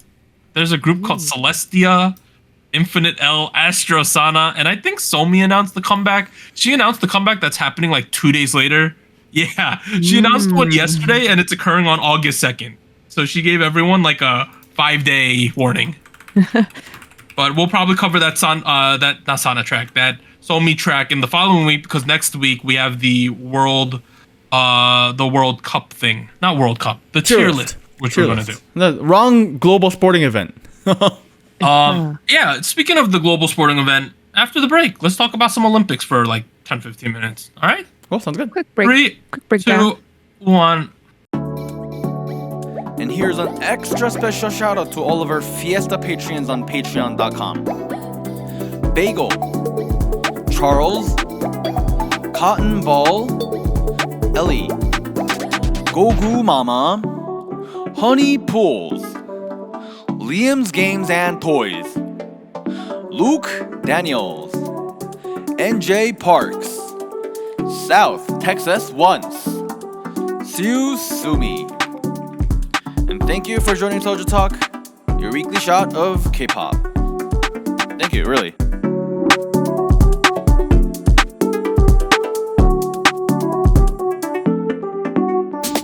And special thanks to our Discord server mods: Jacob, K-Music Erday, Koala, Max, No Bias Nuda, Tuggle, and Wolf297.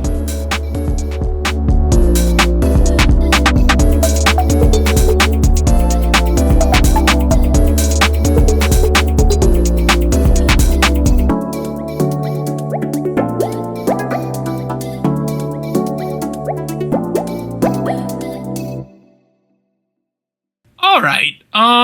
The Olympics started. Did anyone see the well, we're gonna talk about the Olympics. It's not K-pop related, so if you just wanted to talk about K-pop, leave. Yeah, get out of here. Bye. Don't come back. Actually, do come back. All right. Did anyone see any of the opening ceremony? I thought it was kind of crazy. I saw a lot of it. Dude. Pretty much the whole thing, I think. Same. Once they had the Marie Antoinette head into the rock band, I thought it was That like, was this crazy. is crazy. Whoa. Hey, there was some group sex happening in that one, implied group sex in that one scene. I don't know. Dude, There clearly was. Is that how you interpreted it? My favorite part was the big blue dude who showed up to the final. Dionysus guy. Yeah. Dionysus. Is that what is that what he's supposed to be? I had no clue. Yep. If you look closely enough, one of the guys on the left, you can see his balls. I'm not joking. You can see his balls. I did not see this. Thankfully. Rewind. The scene where the blue guy is out. I'm not talking about the blue guy. On his left, there's a guy. You can see his balls. One of his balls is out, just hanging about in public. I'm like, I have never seen another guy's balls in the Olympics. It was very campy. It was very French. It was very France for. It was like it was very. I don't know how much more it can be direct. Well, the guy who made it, the whole performance, he stated that they wanted to play into a lot of the stereotypes people have about France, and their history, which they did. They did. You know. Yeah. The parkouring was cool. It was kind of throwing me off that the parkour video was pure sunshine and then it was pouring in the actual thing. We had Le Washington crossing the Seine, LeBron James, you know. Le Washington. Hey, there was a joke going around that LeBron is a French guy. LeBron, that he should be playing for Team France. Him and Coco Gauff were the flag bearers, which was cool. Yeah. I mean, Korea came on and they were like, "Oh, this is the Democratic People's Republic of Korea." I was like, "That's the wrong Korea, guys." You know what I don't understand? The countries are in alphabetical order. How do you mess that up? Apparently it was in alphabetical order in French, which makes sense. Korea's C in French. It's Korea, you know? And then you add... But the weird thing was, apparently in the script, it read Republic of Korea. And I'm like, where the fuck did you mess that up? Like, that's what I'm saying. It didn't make sense. Words? If you go on Twitter, you can see me kind of like reacting to it in real time. I was like, bro, I knew you were pissed when I saw you reacting to the like Korean IOC's like statement or something. No, cause like, oh no. Okay, well, okay. They had the Korean IOC has their own Twitter account, and they had a single sentence statement about how they are deep sorry. It was like, I was like, you guys, you made a stupid typo. Like, it's like, you guys we only take handwritten letters now, guys. Like, this is unacceptable. Like, yeah, so far though, we got the medal count going on. Korea's been winning everything combat related. Truly the country of war. They got a first place in fencing. We got double shooting. We got double archery. Number one, the archery female team is under so much pressure. The 9th gold medal in a row for that event, which is absolutely crazy. Just block it in. Hey, they almost did not. They were up 2 sets and they blew it, they and they ended won. up winning the penalty tiebreaker. Hey, and Anita, Mexico got 3rd, which was great. Got bronze, yeah. Awesome. Some of the standouts for Korea, the women's shooting, which has been insane. And if you look up the women shooting, their Namu wikis, they have like these stylized photos they took of each of the competitors. They're pretty cool. And they're kind of baller, these photos of them. Oh shit, give me the link. Here, there's one. I'll get you the other one. Oh. Yeah, they have stylized photos that they took of each competitor. Hey, yo. Very nice. Yo, she looks like an Overwatch character. Yeah, so I'm gonna give you all the links to the competitors, but like, yeah, they're like, I don't know, it's kind of cool. These photos they took, all the shooters. Oh yeah. Oh wait, sorry, it's not pulling up. There we go. So this is the 16-year-old who won rifle today. That's pretty cool in itself. And then that's the 17-year-old who won the pistol. Oh my, they're so and young. then Cool. And then look at my favorite picture. This is the lady who got silver in the pistol. Look at this photo, dude. Yo, That's a badass photo. she looks like a evil eye doctor. Optometrist? Dr. Kim, the optometrist. I don't. Yeah, so that's pretty cool. You know, for the Korean men, it's if you win gold medal here or Asia Games, you get military. Whoa, look at that photo. Wow. I'm gonna pull up. Yo, Wow. So intense, dramatic. Oh, wait, it's kind of cute. Oh. He's like, hey. Okay. He broke the. Dude, aren't these photos hilarious? Like, I love them. They're great. Whoa. But Yo. Korea's been doing great at these events. You know, we gotta get all the medals going before the track and field starts because we ain't gonna get like any of those. So we gotta win the medals while we can. We are good with equipment and fighting. there are a couple more sports we got a good shot at. Taekwondo, obviously. Ping pong, we got medal in that. You know, so there's still some more events we have a shot in. A lot of the individual archery medals, of course, we have a good shot at those. Oh, good. Oh yeah. 10 gold medals in a row. Can you believe that? As a team, that's really good. The women's team, yeah, women's team. That's fucking crazy. They've won it every time since the 1988 Seoul Olympics when it was introduced. That's crazy. That's kind of crazy wild. in itself. In my I have cable at our house. Yeah. So I have access to all the on-demand replays. Okay. So basically, every day I go to the medal count for Korea and America, and I find out which ones we won gold medals in, and then I tell my parents, I'm like, let's watch this, and then we watch it, and then someone from America or Korea always wins, and they having a good time, you know? Oh. Nice. It's nice to have it on demand. It's HD, and they post it like right after it's done. What streaming service are you using for that? NBC Sports. NBC Sports. Okay. Yeah, there's an app for it too. There's an That's app, what and I've if been you have a watching cable a lot of it. subscription, you get them all for free. Okay.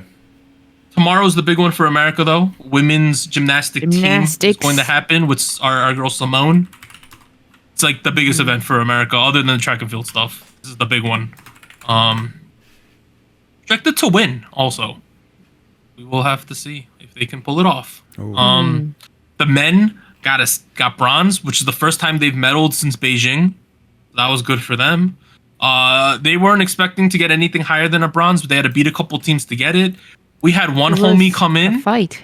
He only does pommel horse. It was our last event. He came in, absolutely killed it, and secured us the bronze medal. Yeah, Steven Nidorowski, the guy on the right, he has a vision condition, so he's he has vision problems. So he basically does it blind, or like. Oh my god! What? He's really squinting the whole time. He could barely see without his glasses. I was watching it as it was happening, right? Because they were broadcasting live. It was so nerve-wracking. The pressure was. Let's put it this way, Warren.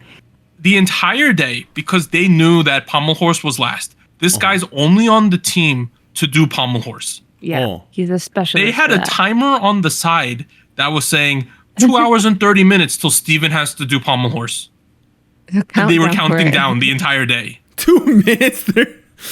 Oh wow. Okay. But here's an image of them right after he did his pommel horse routine, and they knew we secured the bronze. Look at how happy they look. Look at him go. Yeah. Look at the teammate who's carrying him.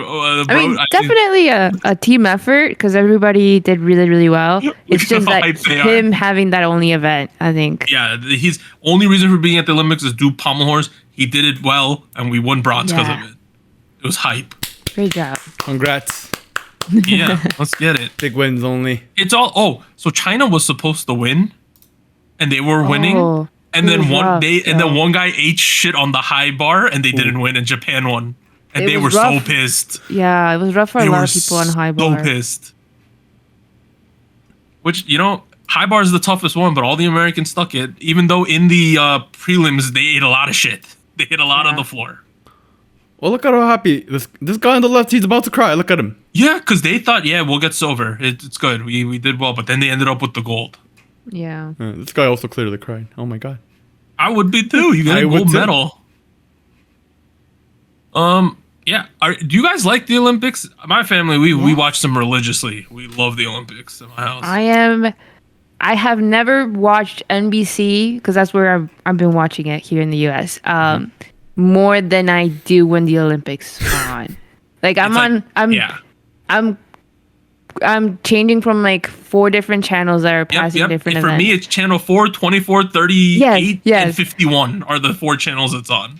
Yeah, there's a couple that are passing like repeats and then live broadcasting of it. And then the app is showing some that are not. Yeah, on it's TV. like NBC, CNBC, and then it's like USA Network, and then CW are the ones who are airing it in the US. But I think for me, the events that I like to watch the most are definitely gymnastics. Swimming has been really good, especially for the US. Street skateboarding. I don't know if you guys. That's all over my TikTok. That was so insane. I watched the final earlier today. The champion was Yuto Horigome from Japan. He repeated. Yep. Yeah, but it did not look like he was going to until his last run. Also shout out to Nigel Houston. I've been following his career since he was like a little kid with the dreadlocks back in the day. Nigel Houston coming in. Now he's 29. Third. Yeah. Jagger Eaton, also our boy from the Nigel, US. back in the day, he was been like the prodigy growing up. Hey yo. Yeah, it was really good.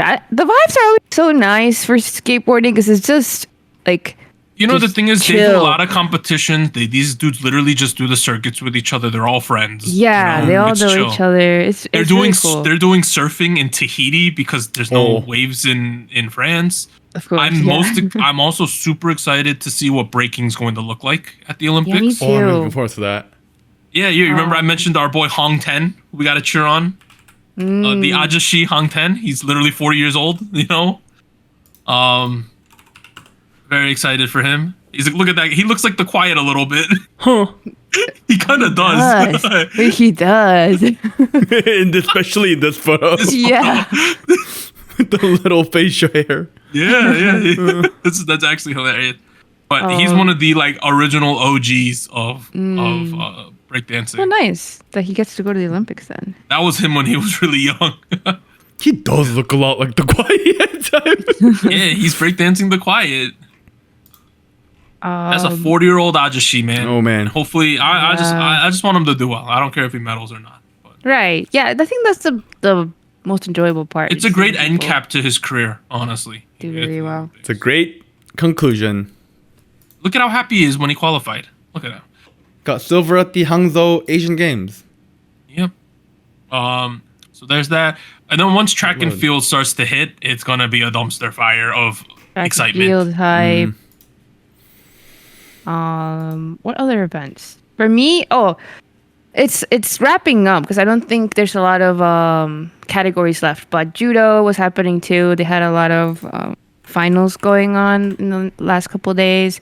Hamimi from Korea got silver for her weight category under 57 kilos, I believe. Yep. So that was exciting to watch too. Wait, they have these cool photos for every Olympian, don't they? Yeah, I think they that's do so for cool. Korean ones, yeah. Oh, that's pretty cool, actually. Yeah. Oh, So, look at yeah. Unbowl, for example. Oh man. Yeah, look at they that do. photo. They do. Wow. Oh man. That's so nice. You know But what yeah, other for me, sport- I like watching judo. You know, the other sport I like to watch is freestyle wrestling or any of the wrestling. Oh, That is like, to me, I think wrestling is like the toughest sport because it's literally, I'm gonna kick your ass, you're gonna kick mine. You know what I mean? it looks like they're about there's- to kill each other. Yeah, it's like this is literally a fight. We're gonna fight. And you have to beat like 5 dudes in a row. By the end of it, all the medalists have like both black eyes and like they're bleeding and Oh shit. no. It's dude. Look at that intensity. You gotta beat each other's ass. And you know, Oh my God. wrestling's one of those sports when you win, you know I'm better than you. You know? There's no like skill about it, no finesse. It's like I kicked your ass. Like it is what it is. I'm sure there's skill and finesse, but also Oh no, yes. obviously there's skill and finesse, but it's like it's a combat sport, straight up combat. Hand to hand. Yeah, No bullshit. I win. no bullshit. There's nowhere to hide. These are the best wrestlers in the world. It's crazy. Nowhere to hide. You are alone in the field. Think about how hard it is to qualify in the U.S. too. You know, a lot of people do wrestling, right? Oh They yeah. take only one guy per weight class, each of the weight classes. Oh really? To go to the Olympics as like the heavyweight guy, you literally have to beat every other heavyweight in the entire country to go. You have to be the they best don't in the take country. alternates or 2 per weight class. It's one guy Oh wow. per weight crazy. class. That's yeah. Is that like for every country? I'm trying to find the Yeah. For wrestling, it is. It's Oh, wow. one guy per weight. Oh. And think about this. It's like, all right, let's say there's a collegiate champion, NCAA champion. Uh-huh. He's got to verse the last 10 champions because all these dudes wrestle into their 30s. So he's versing. Oh wow. It's literally college champions versing college champions to qualify in the U.S. Yeah, you're right. Even for Korea, there's only Yeah. one guy per weight So class. you could be the best in college, but that guy who was a 4-time college champion 10 years ago still might be competing against you to get the spot. God damn. Yeah, it's like and you can't lose one match in the trials up to there. Wow. That's kind of like how it is for archery with Korea. Like for example, like Ansan, who was like who got the didn't gold make it. medal. Didn't He make didn't it. even make it on the team this year. Like Yeah. It's crazy. man, it's really that's very cutthroat. competitive.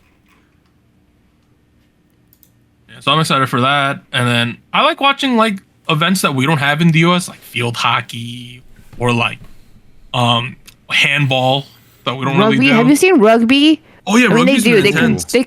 There's a U.S. team for it, of course. Both They men's play and women's. they play rugby sevens in the Olympics, Yeah. which means it's a 7-man version instead of the one that has a lot more people, the traditional one. So it's a Yeah. lot shorter games, a lot more fast paced. So short. It was so quick. Some of these events are so short that it's like, Yeah. Jesus Christ, you sneeze once, you lose. You know, Yeah, how long are the matches? this rugby thing, 20 minutes. It's over. What? Yeah, Oh 20, my God. 25 Literally. minutes. It's over. Yeah, that's Each short. half 10 minutes. Oh my god. Yeah. Oh, real you short. mean 2 sets of 10 minutes? 2 sets Yeah. of 10 minutes and it's Oh over. my god. Wow. Yeah. That But is you also have to very think fast. archery for the men's was over in 18 shots. I guess that's also true. Everything it all does end very quickly within an hour. Yeah. Train all this time just for that, you know? Oh man. It's like Imagine you woke up, you ate like something not that good and you feel shitty and then you gotta go compete, right? Like it happens. Man, I shouldn't have had that extra croissant, you know? Oh, and then man. you're fucked up. I shouldn't have eaten the extra spicy. You could have been like, oh, I'm lactose intolerant. I could handle a croissant, but the ones in Paris have more butter, so it F's you up. Then you're screwed, you know? Oh, like man. something like that, right? That could be enough to make it so that you don't win. What if you have to shit really bad right before your match? I don't know. Like, you can't be late. You probably get penalized. Like, what if you like what if that actually happens? Like, what if I had an extra buttery croissant and now I'm like, fuck, I have diarrhea. Like, what do I do? You forfeit? What if the water starts running? Like, what do I do? Can I go to the toilet in the middle? Yeah, what if you're doing swimming? Oh no. I don't know. I hope that never happens to anybody competing. Can I ask ChatGPT that? Like, what if I have to shit in the middle of the... The one thing I wish at the Olympics we had was for every event, they should say this is the times they need to win. And this is a time that the average American male can do. Oh, normal comparison. I would want to see, like, you know, there's like the 100 meters, like, oh, he's going to run it in like 9.7. And then so the average American can run this in 14.2, you know, like something like that. I wish we could see that. That'd put it in perspective. Yeah, overall, it's been a fun time. I guess we'll close with this Warren asking ChatGPT, what happens if you have to poo at the Olympics? All right. Hi, I had a question about competing in the Olympics. If I am participating and I have to shit in the middle of the match, what happens? In the unlikely and unfortunate event that an athlete needs to use the restroom during an Olympic competition, the response would depend on the specific sport and its rules. For track, field, and swimming, they may not have the opportunity to shit without disqualifying themselves. So you gotta risk it. There might be more flexibility. I guess they can subbed out, right? Endurance sports, they say there might be a porta potty on one of the laps. Oh, okay. That makes sense. Like if I'm marathoning, yeah, like someone's got to go pee. But if you're like the shot putter and it's your time to shot put, you're gonna, instead of shot putting, you're gonna shot shit, I guess, out of your butt. Yeah, so into the 10-pointer in the toilet. Shot putting for the U.S. Ryan Krauser is going for his 3rd consecutive gold medal, which is kind of ridiculous for shot put. Yeah. Hi, who do you think is going to win basketball? Men's shot put. Oh, basketball. Men's basketball. Oh, man. USA versus Serbia was crazy Paris too. Olympics.